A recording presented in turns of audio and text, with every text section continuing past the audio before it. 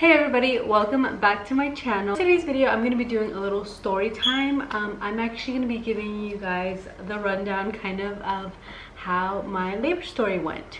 So if you'd like to see how my baby girl came into this world, just go ahead and keep on watching. So my labor story was not what I expected. So originally I was due on July 19th of 2020. So that was a Sunday. The whole day actually went perfectly fine. I didn't feel any contractions. I was perfectly fine. I was good. I actually, my parents have a taco truck and I went and I helped them the whole day. I was like cleaning tables, you know, everything was fine. So then I did this like tea, this brew. It was called the, what is it called? Makes you start contractions, you know, beginning stages of labor, I guess you could say. And it was called, I don't remember exactly what it's called, but I did it. I did it early, like around 6 o'clock. And around 9 o'clock, I started having like little contractions. And they actually continued until 4 in the morning the next day. So I had them consistently every 5 minutes at that point. They were actually getting closer and closer. So, but they weren't painful. Like they were painful, but they weren't like Jesus. Like, you know, I expected labor to be like a lot more painful. So I was like, I don't think I'm in labor yet, but let me just call the hospital just to make sure, my doctor. And I called them and they're like, oh, how far apart are your contractions? I was like, oh, they're only like I think they're at that point, they're like 5 minutes apart. So they're like, okay, well, even if you're not in that much pain, we still need you to come in just to make sure everything's okay. And I was like, all right, cool. So that was like at 4 in the morning on Monday. And you know, me and Cristo, we were at my parents' house. I actually gave birth close to my parents' house. So we grabbed our little suitcase, you know, we told Mac we'll be right back, and we headed to the hospital. We took our suitcase literally just in case they told us to stay. So when we got to the hospital, they so backtrack a little bit before. It was like a week before my due date. They actually checked my cervix and I was only half a centimeter dilated. So, you know, fast forward on to we're at the hospital again, and they checked my cervix and I was only half a centimeter dilated. So they were like, okay, you're only half a centimeter dilated. For you to be admitted, you have to be 3 centimeters, and you're not. So you can either walk around the hospital and try to like get yourself to open, I guess, to 3 centimeters, or you can just go ahead and go home. So I was like, for sure I'm going home. So I was like, oh, just go ahead and go home. And they're like, okay, that's fine. But they had me connected to this little like machine where they could see my contractions. They're like, you're definitely contracting, but you're just not open enough. And I was like, okay, that's fine. So I realized they kept coming in and out, and they kept checking my blood pressure. So they came back in and they were like, your blood pressure is kind of high. We're just gonna keep evaluating it for like an hour just to make sure, you know, nothing is wrong. And I was like, okay, that's fine. So my midwife came back in and she told me, she was like, so we took some blood, we did some blood work, and we looked at your urine sample, and it turns out you are preeclamptic. Bitch, I've been pregnant for a whole 40 weeks and nobody ever told me I was preeclamptic. So I was like, okay. And of course I didn't know what that meant. But pretty much what preeclampsia is, let me look it up so I can give you an accurate definition. A potentially dangerous pregnancy complication characterized by high blood pressure. Preeclampsia usually begins after 20 weeks of pregnancy in a woman whose blood pressure had been normal. It can lead to serious, even fatal complications for both mother and baby. Bitch. First of all, when she told me I had preeclampsia, I didn't know what it was. I was just like, okay, that's fine, but what are we gonna do about it? And she was like, I was like, okay, but what is it? You know, Cristo's usually the one that asks like the harder questions. I go with the flow. And she was like, you pretty much have very high blood pressure, and if your blood pressure gets too high, you can have a seizure and go into vegetative state. I was like, what? Like vegetative state? Like that's when you, like, you know, when you go into a coma, and like even if you're alive, you're like a vegetable, you know? And Cristo was like, what? And he's like, can she die? That he asked her that, and I was like, okay, listen, we don't gotta go there, but yes, he did ask her that, and she was like, yes, she can die. if we want to go into like, she's like, we're not gonna get to that point. What we're gonna do is we're gonna go ahead and induce her. We're gonna get the baby out, because the only way to treat, pretty much she said, preeclampsia is by removing my placenta, and by removing the placenta, obviously we have to remove the baby. So she's like, I'm gonna let you guys, you know, take it in for a minute and we'll be back. And she left, and me and Crystal were like in the room by ourselves, and we were obviously shocked, because like every time I would go to the doctor, my blood pressure was normal. They never told me I had preeclampsia. I had no complications of my pregnancy at all. So I was literally like, what the fuck? Like, I was like shocked. And Cristo was like, he's like a really big worry wart. For those of you that don't know Cristo, he worries about everything. So he pretty much told me, he's like, I want for when the doctor comes back in here, I want you to tell her that I said, and when he told me this, I like low-key wanted to cry. He was like, if she has to choose between your life and the baby's life, I want her to choose your life. You know, I know it's not the same, but I can make another baby with you. I can't find another wife. So when the doctor came in, I told her that, and I was pretty upset. I mean, I wasn't crying or anything, because I was like trying to keep it together for Cristo, because like, you know, I didn't want him to be as worried. And so she came back in and she's like, don't worry, we're not gonna let it get to that point. What's gonna happen is we're just gonna go ahead and start the inducement process, and we're gonna go ahead and put you into another room. Well, first they tested me for the coronavirus and I came out negative, and that was just like so cool. I was so happy, because you know, you always kind of walk around like thinking like, oh my god, what if I have it, what if I don't have it, you know? But anyways, so I came out negative, and they went ahead and transferred me to another room. At this point, my Crystal called my mom. You know, she's a huge worry. My mother, my father, my brothers, they were all super worried, but I knew everything was gonna be okay. I'm like, everything's gonna be fine, no pasa nada. Like, for me to freak out, like, even though they told me I could have gone into a vegetative state, I was still like, I'm in a hospital, like, what can happen? Like, this is gonna be a fast process. Was I wrong? First thing they did is that they put me in the hospital room. We got settled in, and I laid down, and they're like, okay, we're gonna start you on a dose of a pill. So you're gonna take a pill every, I don't know if it was 4 or 6 hours, and you're gonna take 4 or 6, I'm not sure, but supposedly that pill was supposed to make me dilate. So I took the pill for 24 hours and they checked my cervix, and I was still at 1/2 centimeter. So I was like, okay. So they were like, okay, don't worry, the next thing we're gonna do, so it was the next day, so this is day 2. They were like, okay. Hey you guys, so the last time I talked to you guys, I think Cristo was asking a couple questions. So since then,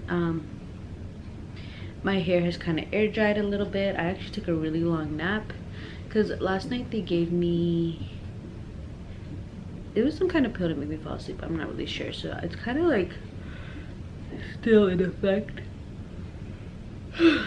So yeah, so far I still haven't opened anything at all. I'm still 1/2 centimeter and dilated. So they put this thing up in there that's supposed to like soften my cervix, so then they can put a global up in there, and that can open me 6 centimeters, and then they can just go ahead and pop my water and put pitocin in my veins, and I guess kickstart this labor. Contractions, you know, they were constantly going in there like checking if I had opened, and at this point getting what is it called, for them to check me to see if I was dilated was becoming like extremely painful. And I told the doctor, I was like, yo, like, why is this so painful? Like, you're just checking if I'm dilated, I don't think it should be this painful. And she literally, this how she explained it to me. She was like, well, you know, after all the medications, all the things we've been putting inside of you with the pill and the tampon that was supposed to like make you dilate, inside of you is right now, the inside of you right now is like, you know, a banana when it's like bruised and you see like all the bruising. It's like, that's how it is inside of you right now. So that's why it's so painful for us to check if dilated. And I was like, like I just imagined the inside of my vagina looking like a bruised banana, and it just made the pain like 10 times worse. So they were constantly coming in and checking if I was dilated, and I would not go past half a centimeter. Bitch, and I didn't even get to like 1 centimeter. It was half a centimeter, and I was there by day 2, and I was like, are you serious, dog? Like, how much longer is this gonna like take, you know? So when we were on the second phase of the whole like tampon thing, that's when my siblings, 3 brothers and sisters, and then I have my mom and dad, obviously. And so with the whole coronavirus thing happening, I actually could only have 1 person at the hospital with me, which obviously was my husband. But during the whole process, we were there for so long, my family, like the hospital pretty much told me you can have 1 visitor at a time, and they would have to, like, that's pretty much it. So my siblings would all come visit me, and by the second day I was in a lot of pain just because I was so exhausted, like, because the contractions weren't like terribly painful. They were probably like at a number like probably like 4, maybe 4 or 5, you know.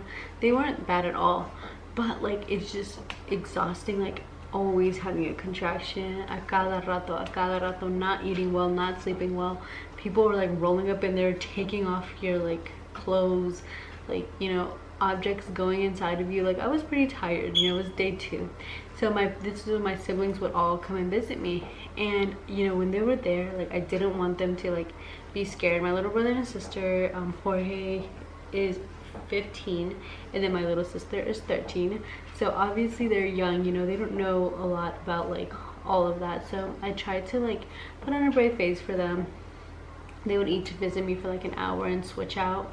But with my brother, I feel like I could definitely act like I was tired because he's older. I am 25, he's 27. No, he's 28. And I could definitely act like I was more tired. I could be like how I was really feeling, because, you know, he's older, he understands. So I was just like tired, and like I would close my eyes. And at one point, like after I gave birth, my mother did tell me, she was like, your brother was really scared that something was gonna happen to you. He was like, I can't imagine not having my sister, because he also did tell them the doctor said that there was a chance if my blood pressure went too high that I could go into a vegetative state. I think the highest my blood pressure did go, I think they told me I couldn't go over a 160, like the number above. And the highest my blood pressure went was 154, like the number above. And that's obviously not good. So it was pretty scary for my whole family. They definitely thought, like, what if something happens to her? I didn't want to think about it that way, because I was like, you know, like, I'm gonna have this baby, everything's gonna be fine, nothing's gonna happen to me. But my mom and dad and brother were definitely freaking out a little bit. They were constantly at the hospital with me, and I am so thankful that they were there. Like, I love them so much. I feel really bad that I put them through that, but yes, they came like every hour, which was really good, because, you know, Cristo was there the whole time, but obviously he's exhausted, you know. He had to go home, he had to eat, he had to also visit Mac, because at that point Mac had been at my parents' house this whole time. So he would go home and shower and eat and then come back, and my parents would all like switch through there. And I remember when I saw my mom towards the end, I didn't want to see her because I knew if I saw her I would cry. I'm getting emotional about it right now, because my mom's a very sensitive person, and I didn't want her to be upset about, like, you know, what I was going through. After all of them had come to see me, it removed the tampon like thing from inside of me, and they checked, and I still had not dilated anything. So I was like, I felt really upset, I can't lie, because every morning they'd be like, oh, for sure tonight you're gonna have your baby, oh, you're gonna have your baby, oh, you're gonna, and I was just like, you know, it was day 2, but it was the end of day 2 at this point, and I was just like, are you serious? Like, I'm not gonna have this baby. And then they're like, no, you're still at half a centimeter. And they're like, the next thing we're gonna do is we're gonna put an IV on you, and you're gonna get started on pitocin. If the pitocin does not work, then you're gonna have to have a C-section. And I was like, a C-section? Like, what the hell? Like, this whole time they literally told me like, oh, you're gonna have like a natural birth, you're gonna have a natural birth, your baby's head down, like everything is fine, and blah blah blah. The whole time the baby's Montserrat's heartbeat and blood pressure and everything was normal, thank God. She was never under any distress, but they did say that she had to get taken out. So I was literally shocked when they told me that I had to have a C-section if the pitocin didn't work. I was like I didn't expect that at all. I wasn't one of those moms ever that was like, oh, I have a birth plan and it needs to be followed. I want a water birth. No, I was never one of those moms. I was just like, you know, I'm gonna go in with an open mind, que sea lo que Dios quiera, and we will see. So they were like, we're gonna get started on pitocin. And at this point, I had not gotten the epidural at all because I've always been scared that like, I've heard stories about women that get the epidural and then when it's actually time to push, the epidural no longer works and they feel everything.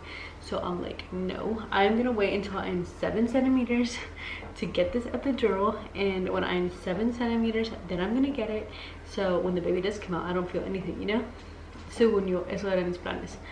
So at this point I hadn't got the epidural at all for these past 2 days, and I was in fucking, you know, I was getting to be in a lot of pain at this point because like everything that was going on down there. And they were like, okay, so if this doesn't work, you're definitely gonna get put you're definitely gonna get a C-section. And I was like, doctor, she was pretty adamant. She's like, I think it's gonna work, like we should just give it a try, we shouldn't go into straight C-section. We're like, okay, let's go ahead and do it. So they put me on the IV the next day because they said they wanted me to rest. They're like, tomorrow's gonna be a long day. So this is day 3. Around 9 or 10 in the morning is when they started putting my IV in, and they started me on pitocin. So they pretty much said that pitocin works the way it worked with me, at least. They said that they were gonna pump the pitocin in more and more and more every hour.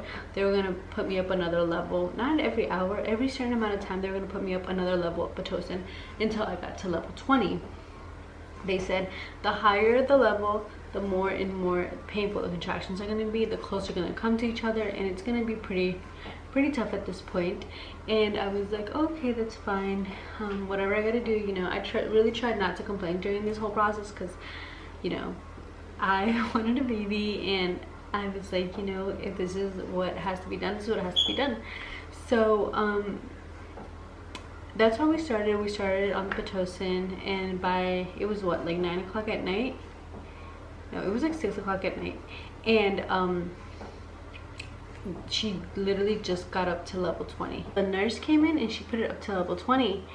And dude, as soon as she put it up to level 20, I was like laying on the bed, and Crystal was like on the side, and I heard like I can't because like my lipstick, but it's like a pop, and I was like and like so much water came out of me, and I thought, first of all, I thought I pissed myself. I was like, oh my god, this is so embarrassing. And it was like a crazy amount of pain. After that, my contractions like tripled, like they were like skyrocket high, and I was like, what is going on? And it was really painful. I screamed, and the nurse, she was really nervous. She was young, so she got really nervous, and my husband Crystal was like, hey, what's wrong, like what's wrong? I think her water popped, burst. And she was like, okay, let me check. And so she had this like piece of paper, and she was gonna go put it like in me, I guess, to like see if the water, if it was my water, pretty much she said it was gonna turn a certain color. But by this point, like, she could tell I was in pain, and she was getting really nervous, and her hand was even shaking. And Cristo said to me in Spanish, he was like, no, esta morra está bien nerviosa, and like my coming out of me. And I was like, oh my god. It was like, after that, the contractions were so much more painful. And when the water was coming out of me, it actually really hurt when my water popped. I'm not sure if it was a contraction or what it was, but it fucking hurt. And I screamed, and Cristo was next to me, and obviously he freaked out because this whole time I hadn't had the epidural, and I was on and I was getting contractions pretty close. I had not screamed at any point. I was just like breathing real heavy. And he got scared when I screamed. He was like, what's going on, and he like freaked out. And I was like, I think my water just burst. we were lucky enough to have one of my friends, Christina, as one of our nurses this whole time. But at this point we had another nurse because like they like rotate and stuff. So Crystal felt very comfortable with her because, you know, she spoke Spanish and she was like a close friend of ours. But at this point we had another nurse, and the other nurse was kind of like younger. So she's like, okay, let me grab this piece of paper and I'm gonna like put it inside of me, I guess, so the water can touch it. And she's like, and if the paper turns blue, it means it is your water burst, and if not, you probably just beat yourself. Which I knew that was my water. Like I mean I haven't beat myself since I was little, but I guarantee you that's not what it felt like. So she was really nervous, and she was like, you could just tell she was nervous, right? And Crystal was like, no manches, he said it in Spanish. She was like, no manches, like, diles que traigan a Cristina, esta morra está bien nerviosa, está más nerviosa que nosotros. And I was like, no, like everything's fine, because I was embarrassed. Like I wasn't gonna say that to her, you know. And whatever, she checked with the paper, and it turns out it was my water. Surprise.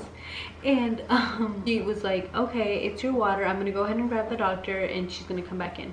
The doctor came in like 30 minutes later, and I was like in hella pain at this point. Okay, so your water definitely burst. This is a really good sign. This means that you're probably going into labor all by yourself. This was like at 8 o'clock at night, guys. I was so exhausted. I was in a lot of pain because this is when the contractions really started. So just think about it. I hadn't eaten this whole day. I hadn't drinking this whole day because after they put your IV in, they said you cannot eat or drink. I was exhausted. I was just like, are you serious? Like, she's like, yeah. She's like, so I think what we should do is we should definitely you know, let you labor on your own by now. And I was like, oh really? And she's like, yeah. And so I was like, yeah, definitely. If I'm like at 7 centimeters dilated, hell yeah, let's do this. She checked me, and at this point I was only at 1 centimeter. So I went through all that and I only got up to half a centimeter. In 3 days I only dilated half a centimeter. So I spoke to Cristo about it, like, because we were obviously alone by the time like she checked and then the doctor came back in. I was only there was time for us to be alone and talk about it. And he's like, how do you feel? Like, do you think you can keep doing this? Like, do you think, like, this is the 3rd day? Like, they thought I was gonna give birth the next day at 6 in the morning. So by then it would be like, what, my 4th day? So Cristo was like, do you think you can do this? Like, I know you can do this, but do you really feel like, you know, like it's in you? Like, you're so exhausted, it's been so long. Like, do you think it's worth like suffering this much? And what if at this, like, he told me, he's like, what if you go through this, all this pain, you're only at you're only at 1 centimeter, you wanted to be at 7 centimeters to even get the epidural, and what if the pain causes your blood pressure to go up and something happens to you? He's like, I don't want anything to happen to you. I want, you know, I want to make sure you're okay. He's like, and if that means having a C-section, that's fine with me. He's like, I don't want, you know, I don't want to risk losing you. I don't want to risk losing the baby. He's like, why don't we just make sure we make like the decision where we know it's going to be for sure, you know, that you're going to be okay and the baby's going to be okay. And then he also brought up a valid point. He's like, what if, you know, we wait all this time and you still don't dilate? And I was like, damn, like, he's right. Like, what if I don't dilate? What if my blood pressure does go up? What if like all this stuff happens, you know? So the doctor came back in and she was like, I think we should definitely keep trying for a birth, like a natural birth. And she was a midwife. She was like, I think we should definitely keep trying for a natural birth and see what happens tomorrow at 6 in the morning. If you are not dilated by then we can have a C-section. And I was like, so I thought to myself, like, I really sat there and thought to myself, I was like, I know myself. If I, let's just say for some reason I do dilate at 5 in the morning, I'm ready to push by 6, I'm not gonna have enough strength to push. Why? Because I haven't eaten. Like, where do you get energy? From your food, right? I haven't eaten, what, 12 hours? By then I wouldn't have eaten in, what, 21 hours. Like, and I was supposed to push a baby out? Like, no, I wasn't gonna be able to do that. And I told her, I was like, listen, like, I really don't think I can do that. Like, I am exhausted right now. I've only gone up to a centimeter in 3 days. Like, it's not gonna happen. So she tried to explain something to Cristo, and Cristo knows English, but he much rather, like, you know, Spanish is the better way for him to like understand perfectly. So she was trying to explain herself, and the nurse that was with us when I told you guys my water burst was in there, and Cristo said that in Spanish to get her out of here pretty much. She was in there, and so my midwife was trying to explain something to Cristo, and Cristo was like, wait, what? And she was like, and she told the nurse, she was like, can you just explain to him really quick like what I'm trying to say? And the nurse turned around and spoke perfect fluent Spanish to Cristo, and Cristo was like, you have to be, he's like, no mames. He's like, she fucking knows Spanish. I'm like, yes, and she heard everything you said. We were so mortified, guys. But there's kind of like a little argument, I guess you could say, between my midwife and Cristo, because she was like, you know, I want to go ahead and I want to wait, and Cristo was like, okay, well, we already talked about it and we're gonna go for a C-section. And she was just like, is it your decision or hers? And he was like, he's like, this is both of our decisions. I'm not sure if it was the doctor or the midwife, one of them said that, because I was in the middle of a contraction. And he was like, you know, you guys need to respect what I said. When I came in here, I told you I wanted to make sure both of them are okay, and if I had to choose between one, I wanted you to take care of my wife. That's not what's happening right now. What's happening right now is she's in pain. You guys don't know if she's even gonna dilate. You guys don't know if her blood pressure is gonna go up at that time, and you don't know if she's gonna have a natural birth. So I want to make sure that I make the right decision, and where I know this, everything's gonna be okay. So we opted for a C-section after that. And they went ahead and they were like, okay, we're gonna give you a shot that's gonna completely numb you. It wasn't the epidural, they said, or it was something else. It was something else, but they said it was like stronger than the epidural to make sure like I wouldn't feel anything when I was having a C-section. So they put it in my back, and then after that I was just like, ow, guys. I don't know if they put drugs in there also, but like I felt like I was gonna like fall like asleep, and I was like really, I don't know, I was just like in and out of it, but I was still like scared. I didn't want Cristo to know I was scared, because I didn't want him to get nervous, because like I've never had surgery in my life ever. So I was like, damn, like I was scared. So they put me in the bed and they wheeled me into the surgery room, and I laid down, and very luckily my friend Christina was there with us, and it was me and Cristo, and then the rest of the people that were you know, doing the surgery. And I laid down, and right before, like, I guess they like make you lay your hands like this, like me persine, and I was like, please let everything go fine. Like, they're like, oh, your blood pressure isn't high, which is crazy because my blood pressure was pretty high the whole time I was there. And right when I was gonna, they did the C-section, it was perfect. And I was like, wow, like that's awesome. Like the anesthesiologist, it was really cool because he was like bien serio in the beginning, and he was like, oh, are you okay? Because he's talking with persine, and he was like, are you okay? And I was like, oh, I'm a little nervous. And I don't know if he was really religious or what, but like he was like so sweet. I think he like noticed I was really nervous, like in persine, and he was just talking to me the whole time. And they laid me down and they started cutting, and that's when they let Cristo in. But I was like so like in and out. I was like falling asleep, I was like waking up, like I was just not okay. And I guess because I was just so exhausted. And when they put the cortina down, they were like, oh, do you want to clear cortina so you can see what's going on? I was like, what the fuck? No, I don't want to see you cut my stomach open. But yeah, then they let Cristo in, and at that point I was just like laying there, and they were like, do you want to see your baby? And I was like, oh my gosh, she's already been born. No, they took her out, and all you hear is her cry, and I will never forget like her little cry. It was so cute. And they were like, oh, do you want to see your baby? And I was like, yeah. So they put the baby over la cortina, and I see her, and I literally start crying. I started crying, Cristo started crying. Like, we were just like an emotional wreck, and I couldn't believe that was my baby. Like, she was mine. And passed out for like a split second, and Cristo, when I wake back up, he's like not there, he's with the baby. And then he comes back with the baby, and he's just so happy. You could just see it all over his face. And at that moment, like everything I had gone through, it was so worth it. Just seeing how happy he was, and I was too, but just seeing him that happy literally brought so much joy to my heart, because I don't know, he's always wanted a baby, and just me being able to give him that joy and happiness literally just made my life. So he was holding the baby in Montserrat, and he's like, do you want to hold her? And I was like, I can't hold her right now, because I knew I was gonna pass out. I knew I was gonna pass out for sure. And he was like, why do you not love her? Because he's always read about like postpartum depression, and he thought like this, that he has got postpartum depression. And I was like, no, because I feel like I'm gonna faint. And of course I like, you know, passed out for a little bit. After he put her here, I like handed it back to her, and I like passed out for a little bit. And when I woke up, I was being wheeled back to my room. And then that's when I like really got to meet her. I like woke up good, like I was like better, and I met her, and it was just the most amazing story ever. I loved her so much.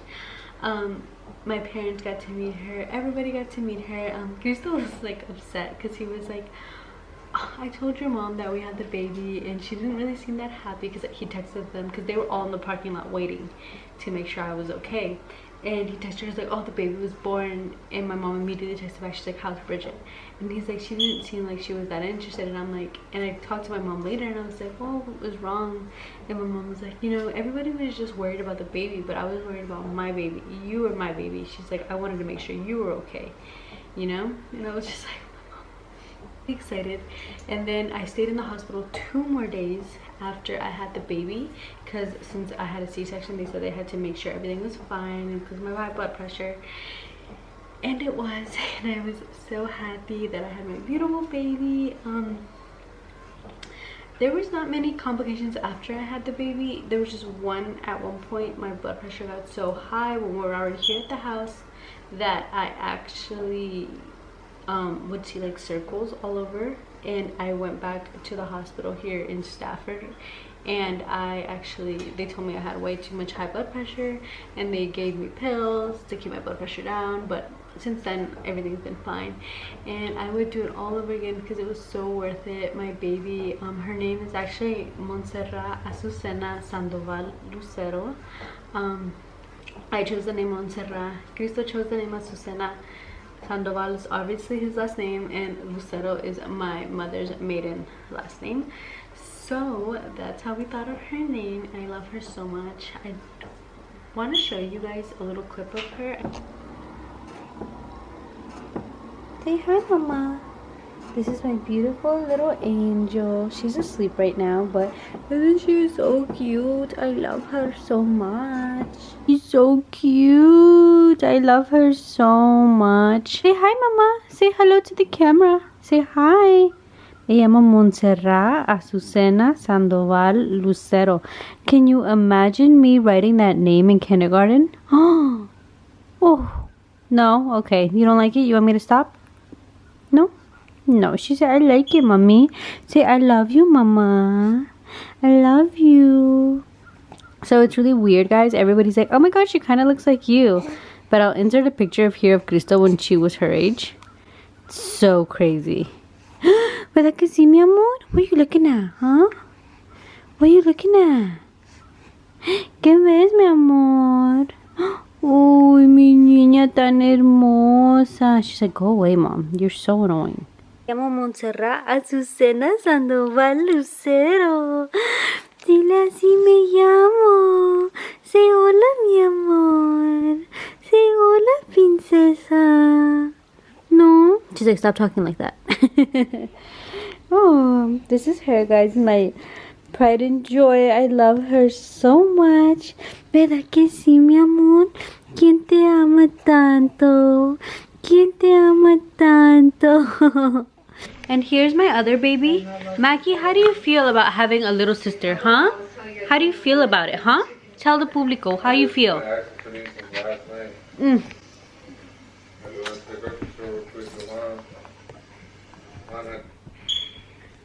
Mac is definitely a little jealous, if any of you guys are asking. He doesn't really get near her that much. He's low-key, actually high-key super jealous, but he's gonna have to get used to it. ¿Verdad, mi amor? Mackie bear, ¿verdad que sí? Right?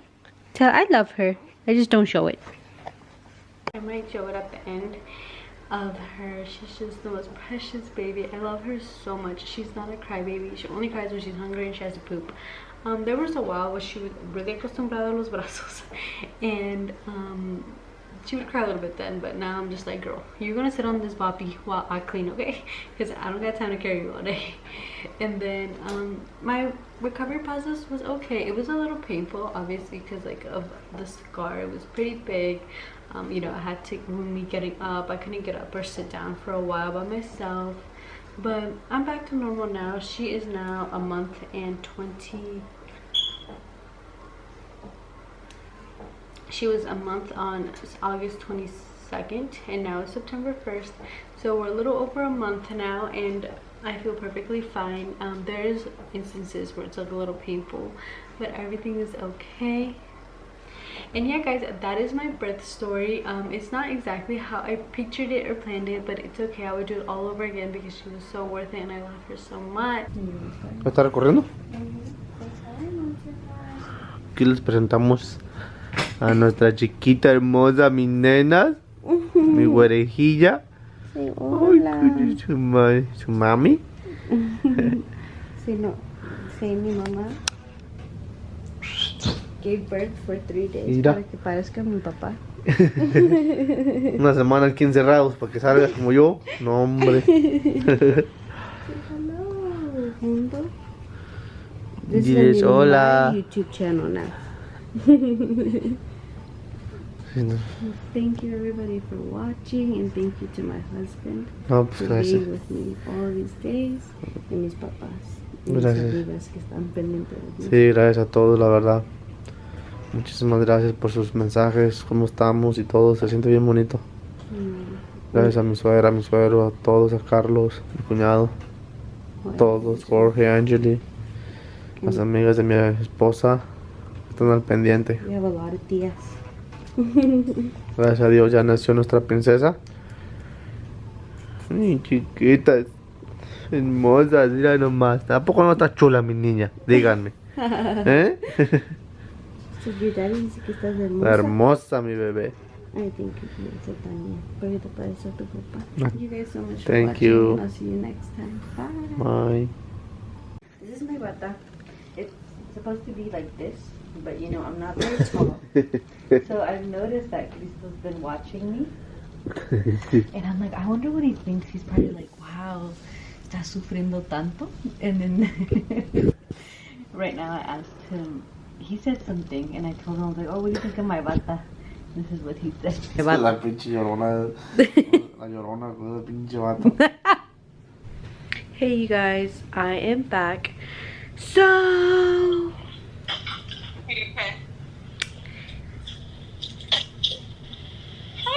Get her head wet until last. Because babies lose most of their heat through their head. oh, okay. Okay? So just get her wet. You can use a rag or a cup at home is fine. Does that feel good? So when you do her face, typically in the very beginning you just want to use warm water. Okay? So when you do her eyes, you want to go from the inner to the outer. Okay? ¿Y de adentro siempre? Así que. So just like that, okay? Okay.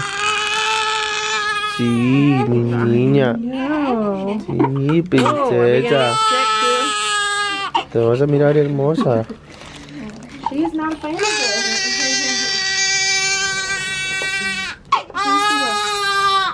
I do with the shampoo, but I'll just- Okay, open.